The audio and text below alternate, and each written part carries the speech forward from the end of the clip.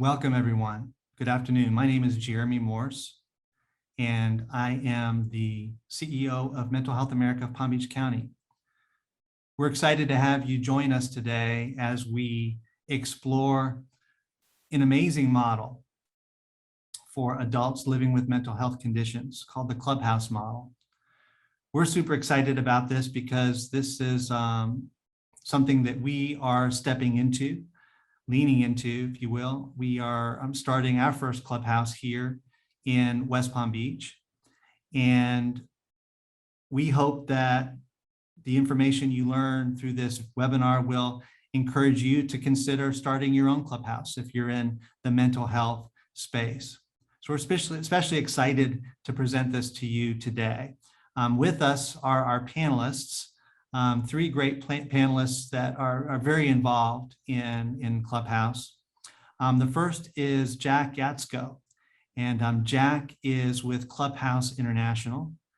And then we have a member of the Academy at Glengarry, which is a clubhouse, very dynamic clubhouse in Sarasota, Candy El Azawi.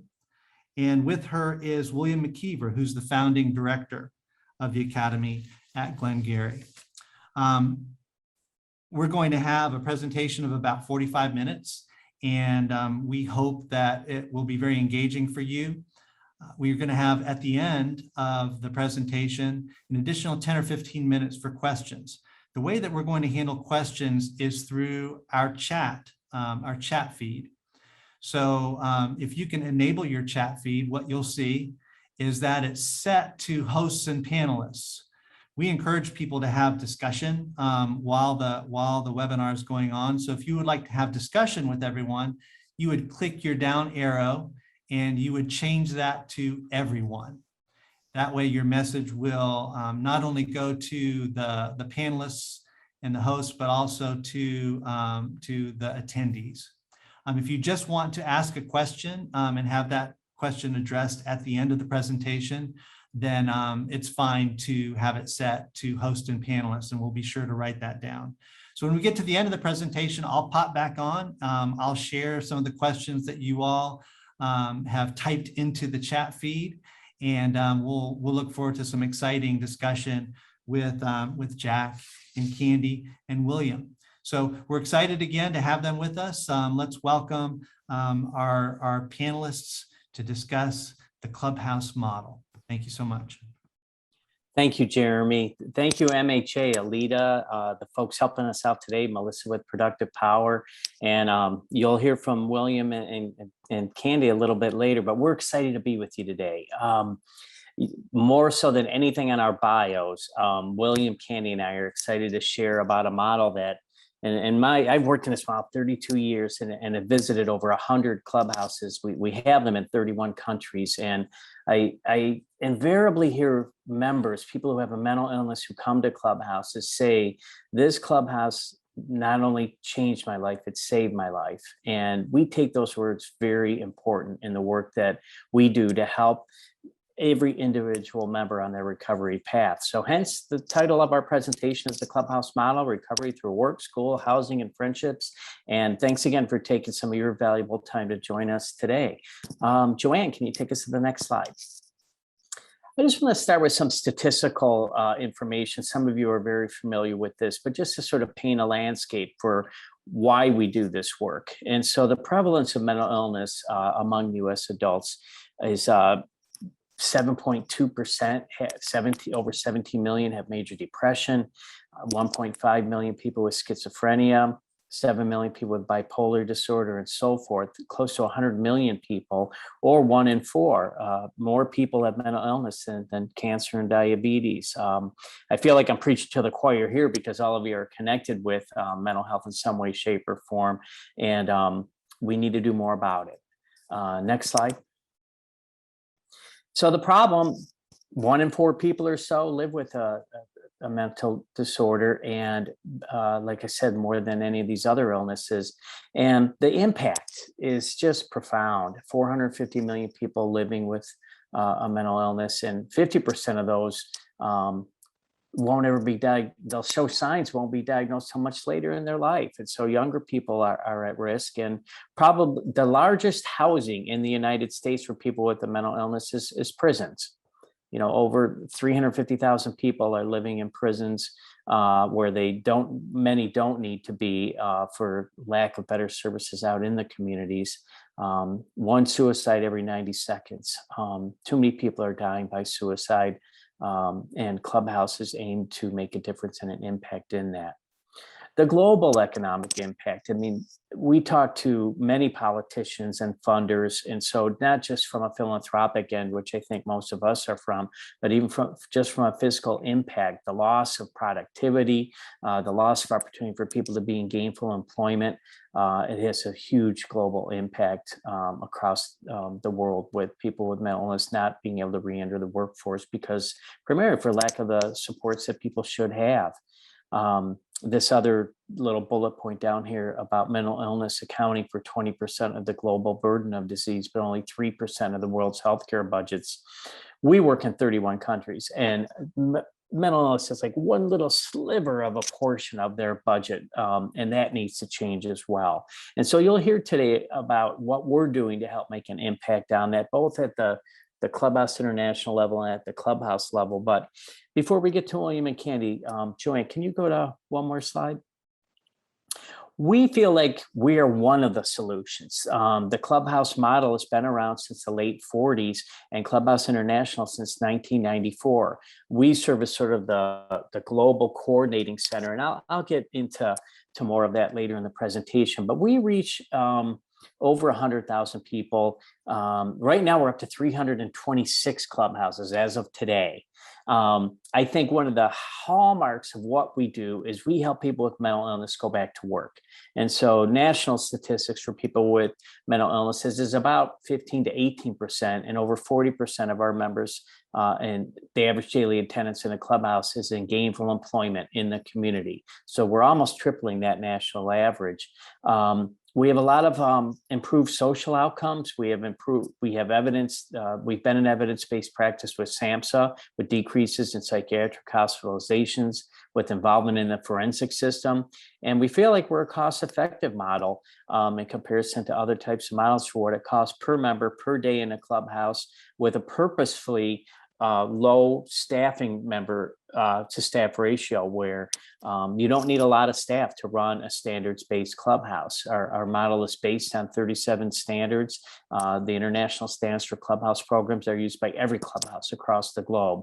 And with that, I'd like to turn it over to William and Candy so you can hear more about what is a clubhouse and how do these things run and how has it impacted one person, and that being Candy. So over to the Academy at Glengarry. Okay. Okay. All right. Well, it's nice to be with you folks. Thanks for having us. And thank you, Jack, for that nice introduction and overview of the Clubhouse movement.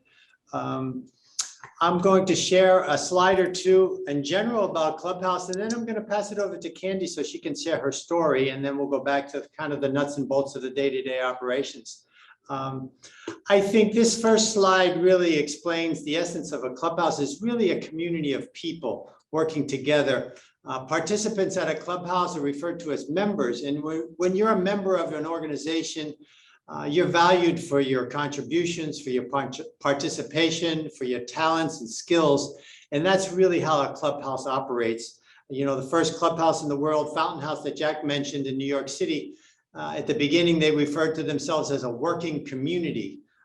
So work is really what we do day to day, productive activity, but the community aspect is so important, relating to each other, supporting each other, and that community feel. And it's something that, you know, there's no limits on participation or membership in a clubhouse.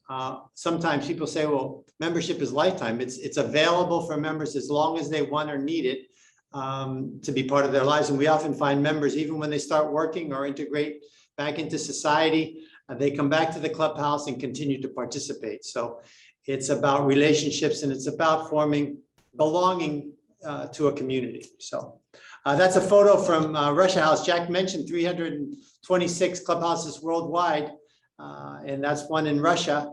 I will say there's 14 clubhouses now in the state of Florida. Very exciting. Next, Joanne. And, you know, we'd like to point out, as Jack mentioned, there's a lot of very effective and productive models in recovery and rehabilitation.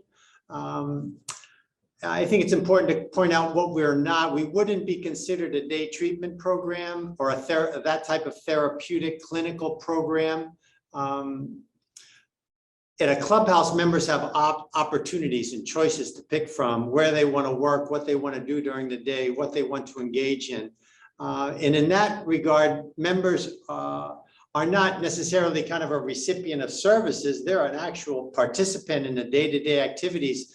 And we often say members are sharing their skills, talents, and abilities with staff and other members just as much as the staff are doing that. So it's very much a two-way street, and members are very much active participants.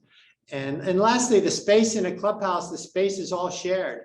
There aren't staff-only spaces, member-only spaces. It's very much a shared environment. And some of the following slides you'll see are actually from our Clubhouse here in Sarasota. So I'd like to put this all in perspective. There's a wonderful picture of you, Candy. That's lovely. I look at least 40. Okay, maybe 50. Well, take it away. Can you share a Thank little you. bit about? Okay, my name is Candy Elazawi. Hi. I just want to say thank you so much for coming and showing up. As Woody Allen says, 92% of success is just showing up. I'm going to break down my story very quickly into 3 parts: past, present, and future. In the past, isolation, depression, manic depression. I was diagnosed manic depressive, bipolar. Very quickly, I moved into, for the therapist, my therapist said, would you like to join a Clubhouse? And I was terrified. I had this preconceived idea that I would be institutionalized, and I didn't understand how it goes. So the Academy's particular way of doing it is you have a tour, and you have a tour with a member, a person who has gone through the same thing you have gone through. They're not going to bite you. They're just going to show you what's going on. And that was something that I was so, I was relaxed due to that. Our particular academy has these particular values that the members and the staff members coalesce with.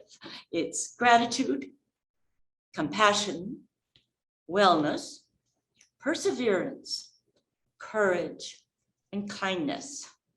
And one thing I will mention is William told me that he really liked something that I said.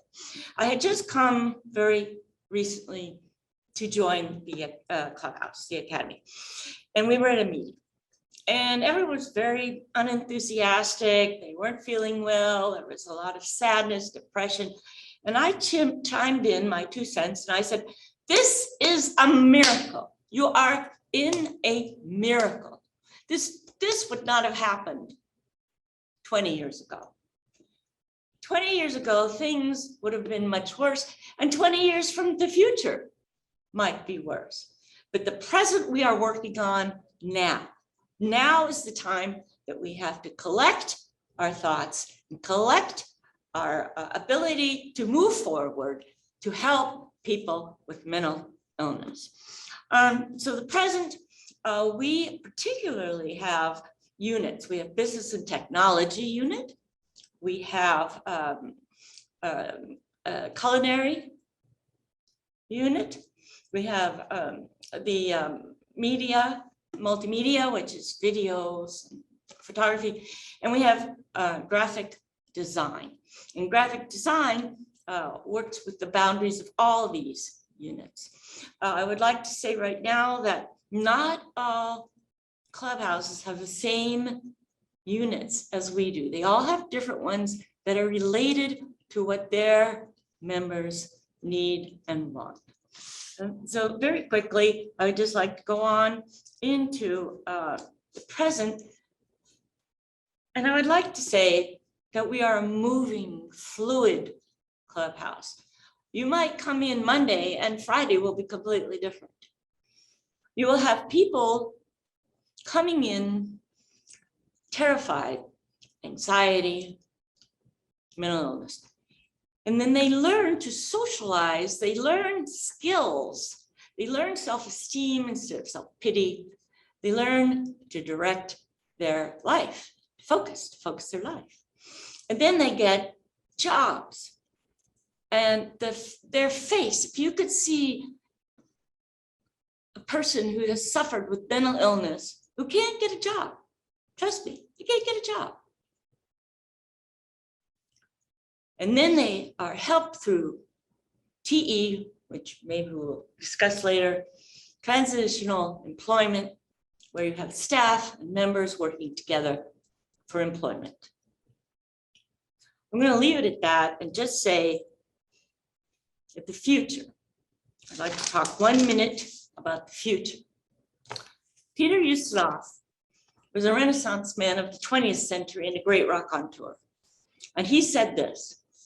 He said, pessimism is out of date, that optimists know the darker side of life and will always fight the good fight.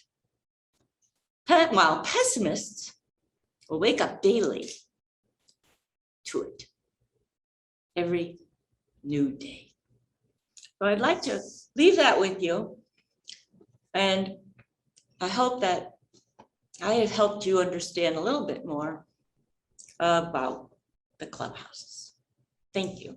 Well, Thank you, Candy. Appreciate your story. And, you know, one of the things we've talked about with Candy is her becoming a member leader here, which is really an important part of Clubhouse culture. She's been around and she's a real mentor to some of our newer members as they're getting adjusted to the Clubhouse. So I want to say how much I appreciate everything you do to help create community and welcome the newer folks. Very exciting. Okay, well, let's go on to some slides. So Candy, I think you're going to take this slide. clubhouses offer people living with mental illness hope and opportunities to recover and create successful lives. What is a clubhouse? It's a place where people with serious mental illness participate in their own recovery process by working and socializing together in a safe, welcoming environment. It's an organization that operates on proven standards developed by clubhouses over many years and effective in over 300 clubhouses worldwide. It's a community-based approach that complements available psychiatric treatment. That's very important. We need our partnerships and we need to enable the psychiatric community also to work with us. This particular picture is right on the right is Ben. He's a 3-star chef. We would starve without him, trust me. And then in the middle is Matt, who has a job already. He already has a job and in a restaurant. It's wonderful. And then there's Lisa, and this is dessert. I think that, yes, I guess it's dessert. Sure, let's go next. I'm doing this. This is yours too. Okay. Yep. Okay, a meaningful relationships, the core ingredient. People working together side by side is the preferred method. As I stated, member and staff. Staffing levels are intentionally kept low so that members participation is needed each day. The relationships that develop between members and staff and members is central to the clubhouse rehabilitation system. And last, staff are not there to teach or train members, but rather to work with members as colleagues and create real mutual dependent relationships. And right here on our left, on the far left is Vanessa, a very wonderful staff member who just so nurturing, very nurturing person. And then Jeffrey, he is just magnificent. He makes sure that we're all taken care of, both staff members. Then we have, I do not know, Zachary. And this is the,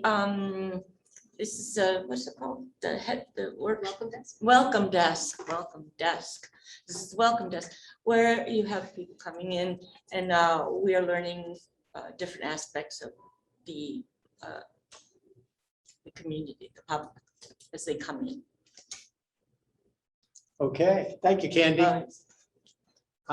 So maybe I'll review, if I may, our work day. So a basic or essential component of the Clubhouse experience is what we call the work order day, a work day, which parallels typical business hours. So here at the Academy in Sarasota, we do an 8 to 4, or typically an 8-hour day. We've chosen 8 to 4, Monday through Friday. So that, you know, our members feel like they're coming to work, they're participating in an organization on a regular work schedule. We wouldn't do things like therapy groups or support groups or activities that would kind of mirror a day treatment program, and that's all well and good. We want to make sure that what we're doing is recovery model, where we're helping people engage in productive activity during the day. We call that, again, our work order day. It's focused on work. As Candy said, there's different units in every clubhouse, and clubhouses decide specifically what units they're going to have. Typically, there's almost always a culinary unit. Food is big in the clubhouse world. You saw a picture a couple slides ago from our culinary team. We have a beautiful commercial kitchen. So food, typically lunch is served to members and staff, and it's prepared. Sometimes breakfast is included. There's usually dinners several times during the month, social dinners, employment dinners. So food's typically a culinary unit. There's usually always some type of a business or clerical unit that's managing attendance and the database, the welcome desk perhaps. So there's different units here. You know, we're fortunate to have quite a bit of technology. So the top picture is actually our multimedia area. Behind them, through that window, we have a nice studio. And I think we actually did, when Peer Place Clubhouse came to visit with us, I think we got them on, did we get them on video? We did a little work in the studio with them. So, and then down below, you'll see our arts team. That's also part of multimedia, arts unit. And then that's Rima, who's actually at the welcome desk on the left. So people participate in work. And what I'd like to say about that, each team, each unit has a task board, and members choose what duties, what responsibilities they're going to have during the day. So it's really by member choice. Members can change. They can be in culinary at one moment. They can move over to our clerical side if they would like. And so, as it states there, members can do as much or as little as they want. And it's really driven by member interest. So work order day, very central. I guess I do this too. Yeah. Candy mentioned employment. She mentioned TE. That's a word or a phrase you'll hear a lot. TE refers to transitional employment, which is one of the steps. So helping people re-enter the workforce or be successful in employment is one of the key components in the Clubhouse world, in the Clubhouse model. But I will say it's not a requirement. Some members are not interested in employment, and that is fine. No one's obliged to go into employment. When we looked at our membership over the last year, approximately 1/3 of our total active members were involved in employment over the last year. So that's certainly not everyone, but that was a snapshot of who we had as far as our active membership throughout the year. Many folks are on the road to employment. So the first step is what we call transitional employment. And without going into too much detail, those are time limited, 6 to 9 months. As Candy said, they're in partnerships with staff. So staff and members work side by side to train the member. And then once the member learns the job, it's their job for 6 to 9 months. Those are jobs in mainstream businesses. We have several different business partners. The one on the upper right, Eric, who is holding a tray of fruit, he works at an assisted living facility called The Pines. It's actually the largest assisted living facility in the Gulf Coast here. That's a transitional employment job. He's been on that job about a month and a half now, maybe 2 months. He's on that job 2 months now. He works 3 days a week. So that's transitional employment is often the first step of someone to get into paid employment. They might do another transitional employment after those 6 to 9 months are over. They do have the option of going into supported or independent employment, depending on what their level of comfort is. So I'll explain a few folks here so you can see. The woman to his left, so she has a green mask on. She actually works at Publix now. She worked in transitional employment actually at the Pines, right? She used that reference as a good job reference. She's now working at Publix. That's what we call a supported job. It's time unlimited. She can stay on that job for as long as she wants. I think she's 4 or 5 days a week now. So we don't see her as much. So when she's working, we might see her, Joanne, Once every 2 weeks, maybe? well, yeah, once every 2 weeks. She's too busy to come and Yeah. spend time with us. And so those give you a snapshot of some of the folks that are in. So the bottom left, I'll point out, that's also transitional employment. That's at our local Sunset Cadillac dealership. That's Rebecca working in electronic records, filing their some of their orders and purchases and turning those into electronic records. So very exciting. The employment program in Clubhouses are very exciting, based on local businesses that are partnering with us for competitive jobs. So maybe we can go on from there. Our wellness and community support. I think you want to. I think you'd like I to hope talk you're all about this. enjoying the show. Okay, ready? Oh, this is wonderful. You'll like this. Okay, basic components of Clubhouse Wellness Community. Members are given help assessing the social and healthcare services they require. So members get help with acquiring and keeping affordable and dignified homes. Members get help with government disability and pension benefits. Community support services are coordinated and provided by members and staff of the Clubhouse together. Now, I would like you quickly to look to your left. On the top, that is, we're doing meditation. That's one of the reasons I came here. In mental illness, meditation, oh, it's so important. And yet it's something that, ironically, ones who do suffer from mental illness just can't do. So that was really wonderful. Then we go directly to your left. That is our drone. And we have our own garden. And you can see that we're all putting ourselves together. And I have a piece of rosemary in my ear that I stole from the garden. So I'll let you know that. And then there's Wellness Wednesday. Now you don't see me there, and there's a good reason for that. But anyway, they are moving about. The young lady in the front there, she's our Wellness Wednesday facilitator.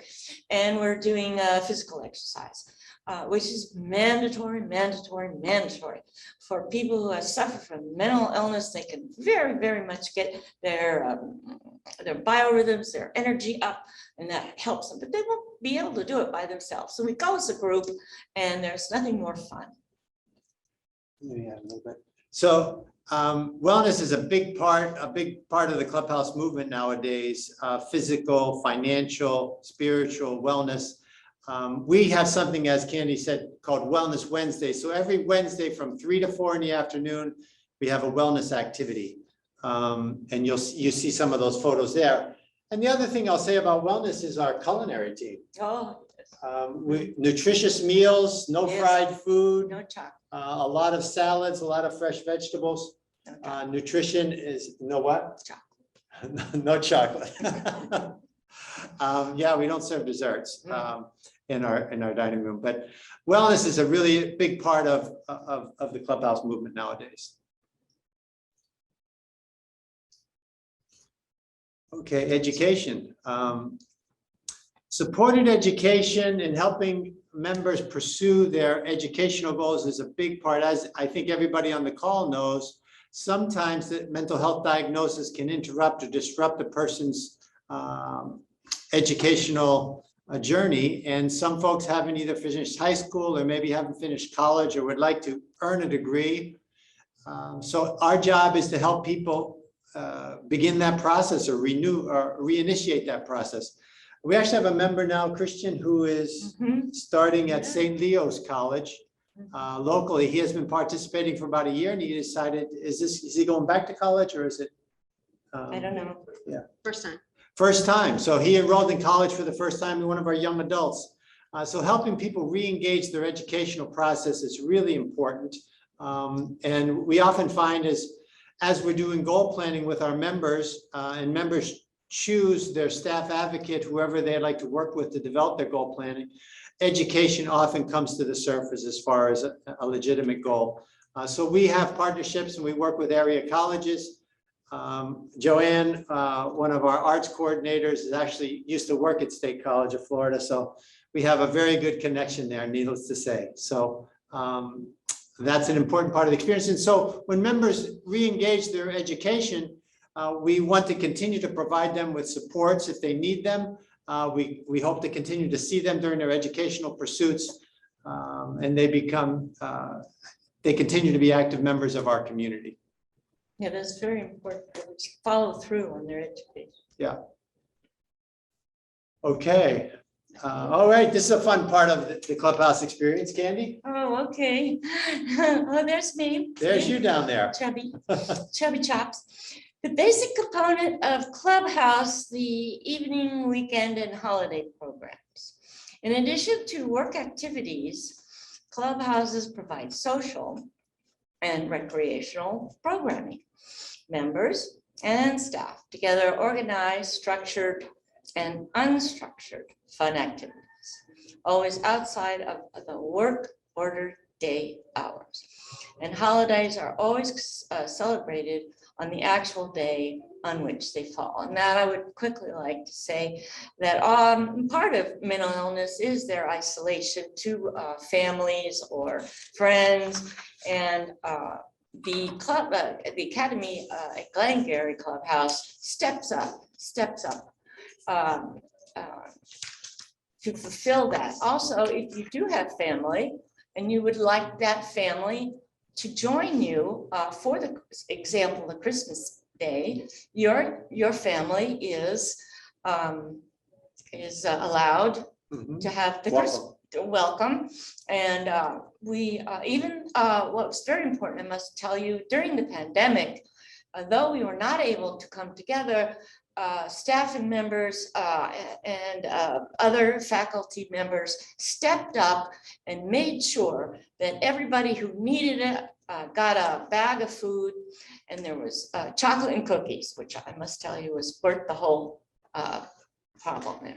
And it was just, I can't tell you, I don't know anyone. I don't know any business. I don't know college. I don't know corporation who would ever step that up. I think that was very unique and a vital part of who we are and what we stand for and what we want to be, what we want to encourage. And how very, very, very lucky each member who comes here to learn that he can have friendships as well as socialize and recreational. Up top, we went to, what's that called? Mini golf. And then down below that is a young man who was a vet in the Navy, and that's me beating his butt. She very good at Jenga, that's for sure.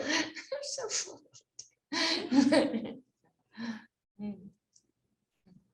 Okay, and I think this will be my last slide, and I'll turn it back over to Jack. Reach out is a really important part of the Clubhouse community experience. So we want to grow our community, we connect each other through the ups and downs. And sometimes people go through a spell where they disengage, or there might be something going on in their life. We do a lot of outreach to our members. Those two particular photos are about reaching out by phone, but that's certainly not the only way we reach out to. I think we probably do more reach out with texting and our Slack. We do a messenger platform called Slack. So we do a lot of reaching out, whatever the member prefers, but we're checking in on folks. If we haven't seen someone, you know, you were away last week. I'm always doing that. Did anybody reach out to you? In a hot minute. I can't believe it. I know, it's just, and if you don't feel well, they really, and if they request, if they want a phone or a text, you know, we're very careful not to go over our borderline. If they don't want us to call them, it's there. Or if they want us to text, then we text them. We also make cards for them and everybody. We all write thank you cards, and that is we learn that. We learn to take care of the people who take care of us. Yeah, that's a good way to end it. We take care of each other, reach out. We'll do visits at hospitals. We really stay connected. So with that, Jack, well, let's turn it back over to you. Stop our video. Thanks. Thank you, William. Trying to start my video here. It says the host has to enable my video, but anyways, if you can hear me, there we go. Just a couple of things before I talk more about the outcomes. I see some great questions in the chat that we'll definitely make time to get to, but the concept of membership, that we use the word member instead of client or patient because we want, as you probably hopefully have gotten from mostly with Candy from a member's perspective, the sense of belonging, the sense of community, the sense of responsibility and helping carrying out the day-to-day functions of the clubhouse. So we use the word member in our vernacular. And also with the slides that the Academy has shown, we really value our community partnerships. We partner with case managers, other psychiatrists, social workers, the clinical system for referrals, for supports to each other. We partner with universities for help people going back to school, with the business community, with jobs. And so we want to be a well-respected entity in the community. And we try to work hard at doing that. Some of the outcomes that we have from our clubhouses is we've talked quite a bit about employment, where we've also, in comparison to other models, are a cost-effective model. We have evidence. I saw a question about quantifying data, and I'll get into greater detail that in the Q&A, but we have studies that have been done that have measured people who have before joining the clubhouse and after with significant hospitalization reduction and incarcerations, and an improved well-being, people developing friendships, having things to do. Clubhouses are open on Thanksgiving and Christmas and the major holidays. Most of those are really periods of isolation for people who don't have family. And so the clubhouse really is like an extended family for many members. And better physical and mental health through reduced disconnectedness and a large focus on wellness. Too many people with mental illness are dying way 20 to 25 years earlier than people who don't have a mental illness. And we're making efforts to reduce that. Next slide. So just a word about clubhouses in the COVID environment. All of our lives have been tremendously impacted by the pandemic, and clubhouses really did a quick pivot when the pandemic hit. Candy had mentioned something about in the social program, but I remember the Carriage House in Indiana. Remember the pandemic was like in March or so of 2019 and Easter's in April. The Carriage House delivered over 200 Easter baskets with like daily essentials and some snacks and goodies to over 200 members in their community on Easter Sunday. They had all these vans and cars going out to make those home visits to people. And Clubhouses moved from a building-based service to a virtual environment. So even though we were physically distant, we weren't socially distant.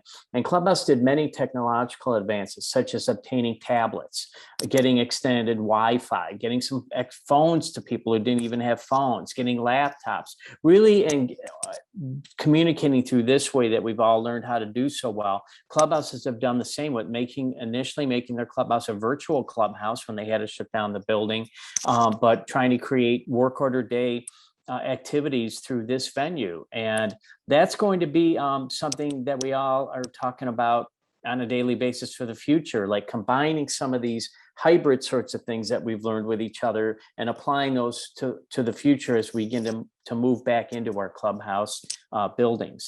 So and this WANA webinar series that we did, WANA stands for We Are Not Alone, which was an acronym from the very first members who started the first clubhouse in New York.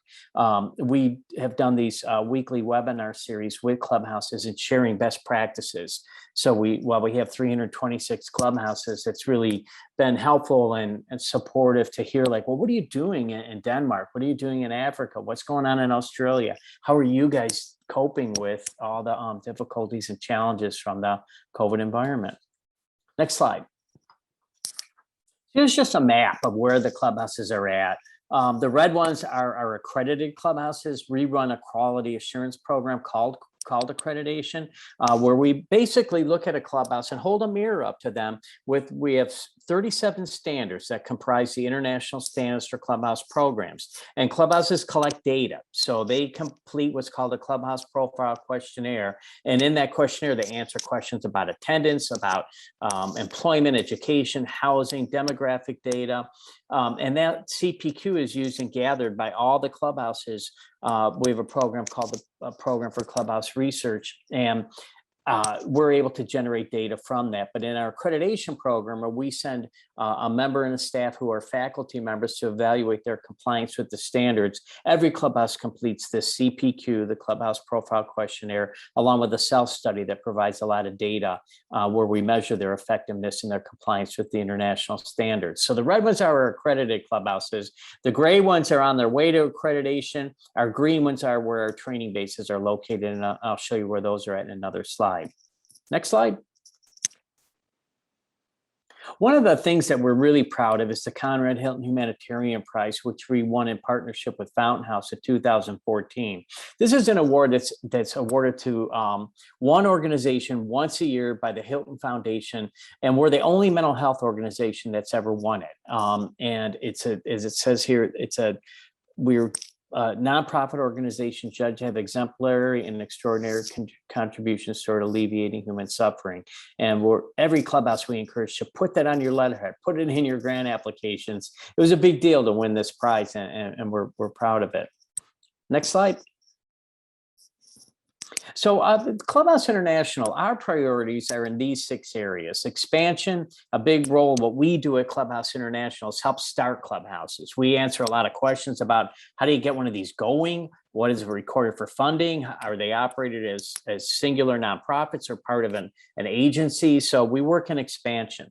We have our accreditation program, which I mentioned, which is helps to ensure the consistency and quality of the quality experience for members, no matter where they are. We feel strongly that if you are signing on to be a clubhouse, it's important for your own integrity and for your funders, family members, and most importantly, your members, that you are who you say you are. And accreditation helps you to stay true to that. We have a training program that provides comprehensive training to our clubhouses. We have a program for clubhouse research measuring the efficacy of the model. And we do work in advocacy and public awareness. We get involved in advocacy on probably micro, meso, macro levels. We help clubhouses advocate when we run into NIMBY, that kind of not in my backyard sort of stuff that sometimes happen around with the myths of mental illness. And so we help advocate with clubhouses at hearings, commissions, and writing to help them in their advocacy effort. We've also done some work here in the United States with Medicaid and opening doors for clubhouses to receive more Medicaid funding. And we also do some work in public awareness as far as trying to make more people know who we are. We feel like, William and I talk about this a lot, we're kind of like the best kept secret in mental health, and we shouldn't be. And so we need to do better at this, and our clubhouses need to do better at this, but it's one of our key areas. So Clubhouse International kind of serves as the overarching umbrella as a coordinating center for all these clubhouses. And we couldn't be prouder of the Academy at Glengarry. They're doing terrific work, and they're in their backyard. So one of the things that we say is we can talk to her blue in the face about the clubhouse and how much we really love it, but go see it. These guys would open their doors to give you a tour, see it, feel it, give it your own, get your own vibe from it by going to see it. That's the best way to know what a clubhouse is and to see if this is something you might be interested in. Next slide. Training bases. We have 12 training bases, 5 in the US, 1 in Utah, 1 in Missouri, the other in South Carolina, Massachusetts, New York. Then we have 1 in Canada, Progress Place. And then we have 3 in Europe, 1 in England, 1 in Norway, 1 in Finland, 1 in Hong Kong, South Korea, and Australia. So this model, it really meets the human condition of being, all of us as human beings, being needed, wanted, and valued. And this model does a great job of doing that. And so we have documents translated in all these different languages. Our standards are posted in over 20 languages on our website. Next slide. Here's contact information for William and I. Our goal from this presentation is we'll get into answering your questions now, but if there's more interest in this, email us, contact us. We'd love to talk to you more about what it takes to get one started and answer additional questions post this presentation. So with that, I'll turn it back over to Jeremy to facilitate some Q&A with you guys. Thanks so much, Jack. We're gonna invite Candy and William back to join us for the question and answer period. And let me say that we sent some of our staff over to the Academy at Glengarry, and they came back so inspired. It really is something that you need to see in action to really understand how clubhouses operate and how they work. First question we have is from Lisa. She's wondering how the classes and activities are decided upon at each clubhouse, and are participants involved in that development? You guys want to take that first one, William and Candy? How does it decide what projects are done? Who decides that? Well, together, we work ensemble. We also have a Tuesday clubhouse meeting. So a lot of times at that particular meeting on Tuesday, we will discuss certain projects that were going on. An example would be, should we continue wearing masks? We all did that together. So that was an example of how we come together to make that decision. Yeah, and Jack can jump in on this too, but yeah, our decisions are made by consensus, not by voting. And we'll talk about things in the different units. They'll decide what projects or what their day looks like as far as work. When we first opened the Academy, we had 2 units. Now we have 3, the third one becoming multimedia, graphic arts and design. And that was really member and staff driven, and they've developed their newsletters, they've developed their projects. So it's a nice interaction of members and staff coming up with the ideas and making the decisions. I would just add to that, yes, participants, meaning members, are involved in those decisions. Every clubhouse decides what kind of units they want. We call them work units, as Candy described earlier. Every clubhouse has a food service unit because you're there for a large portion of the day, so making food, but answering phones, making the newsletter, developing a website, visiting people in the hospital, developing a garden. Those can all vary among clubhouses, and each clubhouse decides what those units may be. Next question, Jeremy. Yeah, so Xenia has asked a really good question. It's on my mind too, because we definitely support the peer support, peer groups, peer model. How, what do you see are the differences between a peer-run organization and a clubhouse? I'll maybe start with that, Candy and William, and you guys jump in. The similarities are mutuality, developing a safe place for people to feel that they can come to and get some support. I think the peer-run programs and clubhouses are similar in that regard. I think the biggest difference, one of them is in employment. Having a structured 3-tiered employment program that clubhouses offer aren't, I don't think, to a real detailed degree, are in drop-in centers or peer-run programs, and the structured work order day.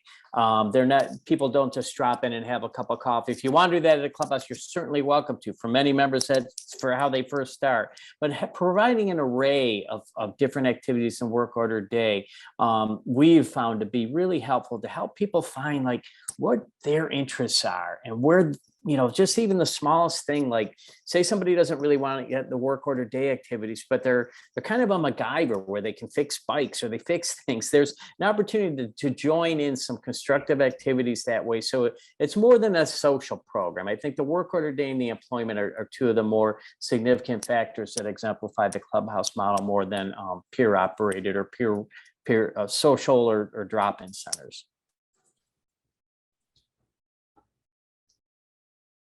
Anything to add to that, William or Candy? No, you did just fine. I think all by yourself. You did great. So is there well, let me ask this question first.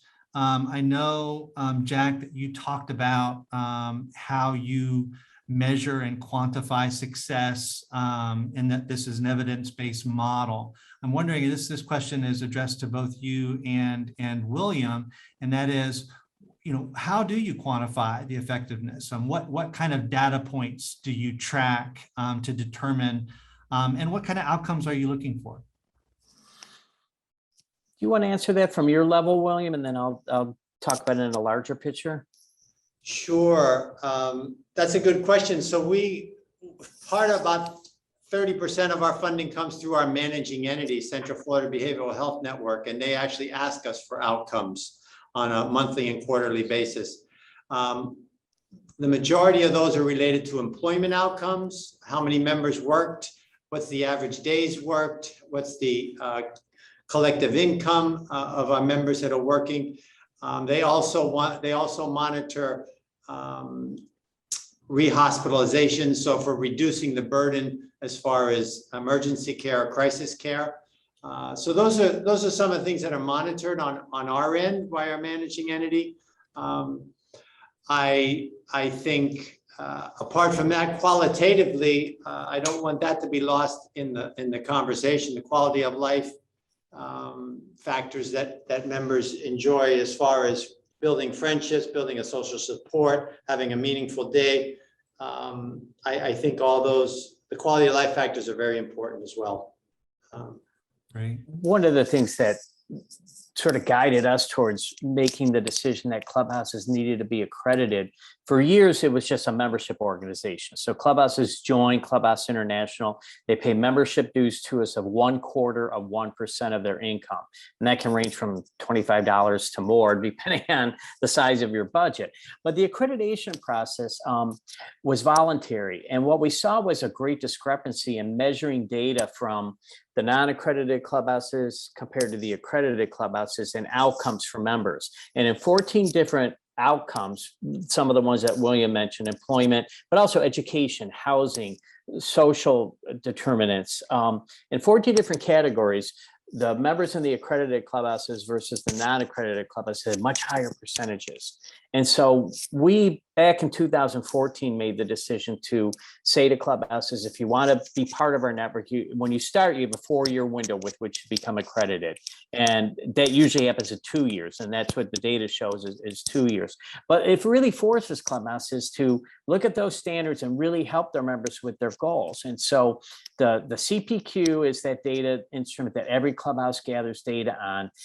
But in the accreditation process, we're looking for outcomes as well. We have benchmarks for employment and other areas that we're looking for clubhouses to be hitting on. Of course, the COVID environment is one of those things that just impacts everybody to a degree where you have to look at things, through a different lens. But clubhouses are very data driven. When I said we were an evidence-based practice probably, I would say 8-9 years ago, we worked with the program for Clubhouse Research to submit to SAMHSA to become an evidence-based practice. We achieved that status, and right now, when Trump became president, they said they're going to redo the EBP, evidence-based practice process, but nothing ever came out. So we're ready to get re-engaged in it. But clubhouses are very focused. We know we need to not just talk the talk, but walk the walk, as far as our society now is outcome driven. You have to have the data to back up to say what you're doing is effective. Thank you. So Carol is wondering about if there's a cost for membership, and if people are involved in the clubhouse, the members, can they be involved for less than 40 hours a week or on a part-time basis? I'll take the second one, and then you guys take the first one, William. Okay. So members can be involved with however many hours or days of the week that they want to. Membership is voluntary. Members choose and pick when they want to come. For some members, it's coming every day, all day. For other members, it's coming maybe one day a week because they're working or going to school, or for whatever reason they want. So it's totally voluntary.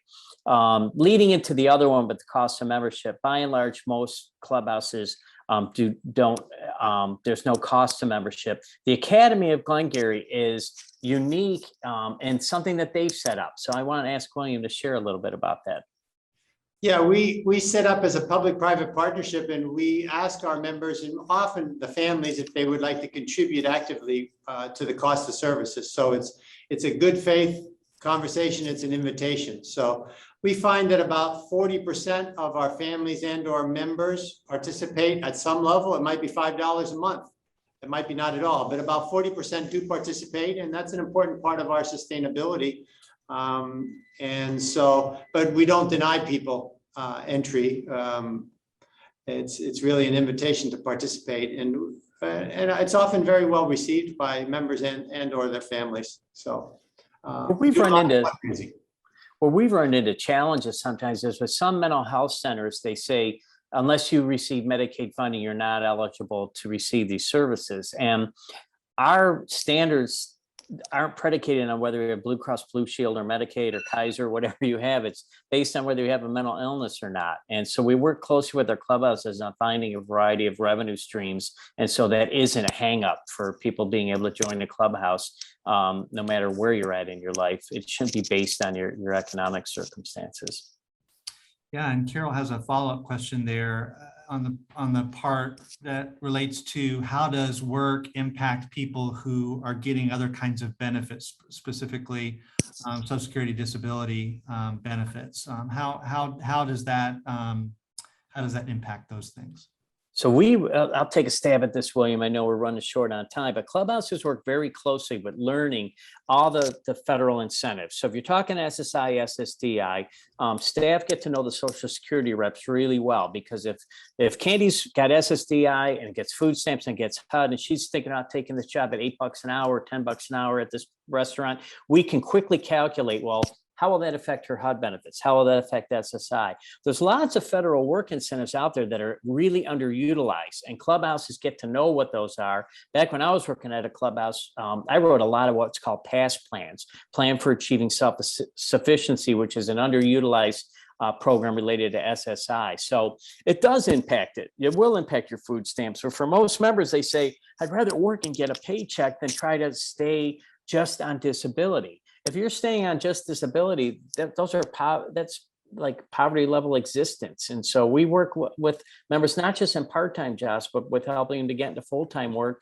and off benefits. That's not a large percentage of our members, but it certainly is some. But the key on that, I think, is most people think if I work, I'll lose my benefits. And that's not the case in almost not over 90% of the situation, depending on the hours and the wage of the job. And we get pretty good at doing that. Within 5 minutes, we can calculate that and help a member make an informed decision whether they want to take that job on or not. Excellent. Excellent point. So Lisa was wondering, you mentioned about marketing and communications and kind of being the best kept secret. What are the strategies for communicating and marketing about Clubhouse so that, you know, a broader audience can really understand what's happening and people can choose to get involved? You want to take that, William? I think the Academy at Glengarry is one of the best clubhouses in the world at marketing and branding and things like that. Yeah, we have this beautiful banner behind us, but we do a lot of marketing locally. Some of that's social media. We do a lot of, well, with COVID, it's impacted, but we'll do a lot of presentations. We just did a presentation to our major clinical provider this past week. So that's part of member and staff work together to figure that out. Our arts team, which Candy participates in. So it's a lot of fun. A lot of fun. We have a director of communications, and we try to create a lot of media kinds of things. We talk with our clubhouses about branding, not just as a mental health program, but as part of the fabric of the community. We want to be part of the Rotary, the Kiwanis, the Lions. We want to be well respected in the community, being good neighbors and friends in the neighborhood. And marketing who you are with your newsletter, your brochures, your Facebook page, your web page is something that clubhouses we continue to educate clubhouses on. We need to do better at it, because I don't think that too many people know enough about us, and that falls on us at Clubhouse International and on our other clubhouses to not just look at themselves insular, but how do we fit in to Jacksonville, to Tampa, to Sarasota or Fort Myers. So one last question. I know that part of your mission relates to not only employment, but you also talk about creating an environment where education and housing are also a part of the overall wellness of an individual's life. What can you say about education and housing, and do you discuss the educational goals as well as the employment goals with your members?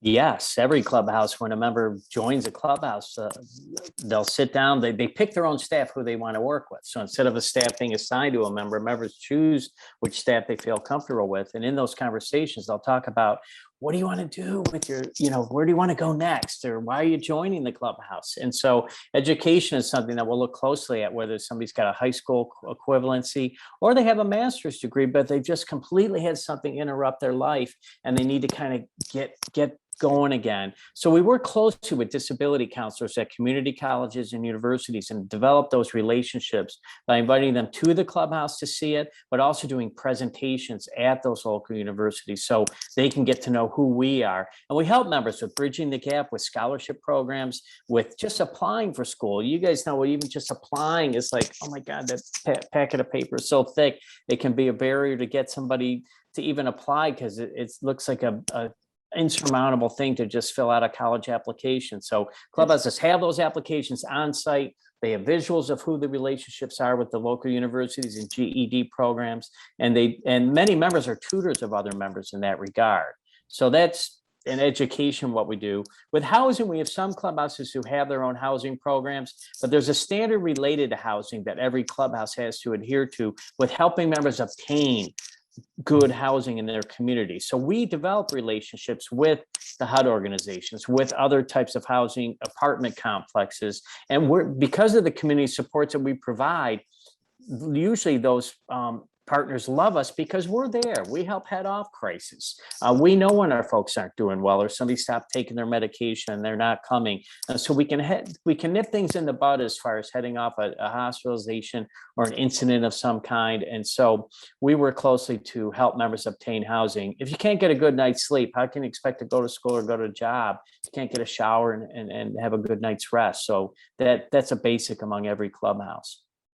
Excellent Well, points. yeah, thank you, Jack. Thank you, Candy. Thank you, William. Thank you so much. What an inspiring model. If you want to text us some more questions, if they want to text us. Yeah, so what we're going to do, Candy, that's great. That's a great encouragement for anyone who has any questions to please reach out to us, and we will get you in contact with Jack and William. We have their information. We will be uploading the video of this webinar to our website as well, so that it can be shared with others, and we'll make sure that we get that link to you. So however you want to move forward in exploring this Clubhouse model and hopefully implementing a Clubhouse in your own community, we want to offer you the support to do that. And I'm sure that Jack and William will be as supportive to you as they have been to us. So thanks again, Jack. Thanks, Candy. Thanks, William. Thanks to all of our attendees. And we will see you again in a few months. Take care.